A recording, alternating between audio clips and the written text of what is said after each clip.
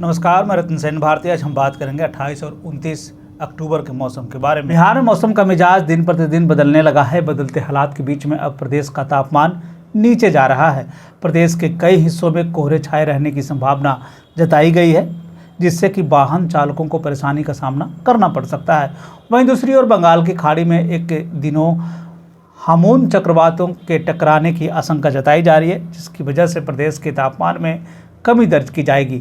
हालांकि विभाग ने यह भी बताया है कि तापमान में कमी भले रहेगी, लेकिन इस दौरान प्रदेश में बारिश होने की संभावना न के बराबर है, यानी कि चक्रवात का प्रभाव बिहार पर बहुत ज़्यादा देखने को नहीं मिलेगा।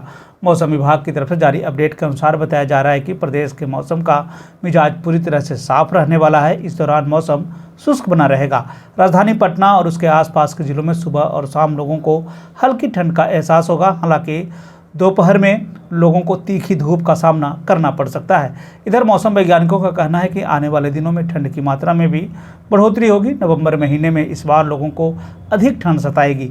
सुबह और शाम लोगों को ज़्यादा सर्दी का एहसास होगा। प्रदेश के अधिकांश जिलों में सुबह के समय धुंध रहने की संभावना है। साथ ही साथ हिमालय की तलहटी वाले इलाकों में सुबह के समय हल्के स्तर का कोहरा छाए रहने की संभावना जताई गई है। इस दौरान लोगों को सावधानीपूर्वक वाहन चलाने की भी सलाह दी जा रही है।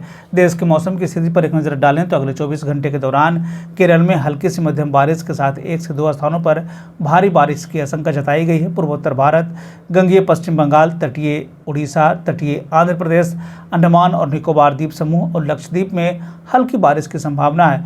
उत्तर पश्चिम, मध्य और पूर्वी भारत में न्यूनतम तापमान में मामूली गिरावट की बात कही गई है। मौसम के बदलते हालात के बीच में आइए अब जान लेते हैं के तापमान का पूर्वानुमान। उत्तर पश्चिम बिहार के तहत आने वाले जिलों में पश्चिम चंपारण, सिवान, सारण, पूर्वी चंपारण, गोपालगंज में इसका अधिकतम तापमान 30 से 32 डिग्री तक रहने की बात कही गई, जबकि इन जिलों का न्यूनतम तापमान 18 से 20 डिग्री तक रहने की बात कही गई। इस दौरान मौसम शुष्क बना रहेगा। वहीं अगर हम उत्तर मध्य बिहार के तहत आने वाले जिलों की बात करें तो सीतामढ़ी, मधुबनी, मुजफ्फरपुर, दरभंगा, वैशाली, शिवहर, समस्तीपुर में का अधिकतम तापमान 30 से 32 डिग्री तक रहने की बात कही गई, जबकि इन जिलों का न्यूनतम तापमान 18 से 20 डिग्री तक रहने की बात कही गई।